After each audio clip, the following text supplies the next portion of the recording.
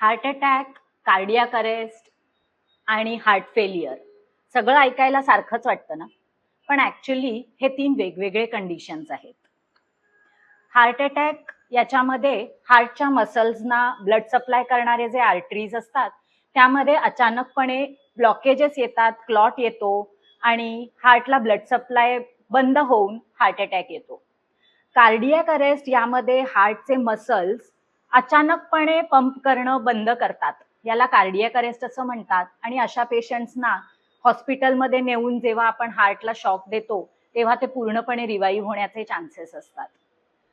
Heart failure यामध्ये हार्टचे muscles वयानुसार weak व्हायला लागतात, ते प्रॉपरली पंप करू शकत नाहीत आणि त्याच्यामुळे हार्टच्या बाजूला, लंग्सच्या बाजूला पाणी जमायला लागतं, पायांना सूज येते, खोकला यायला लागतो आणि मग हळूहळू हार्ट फेल होतं.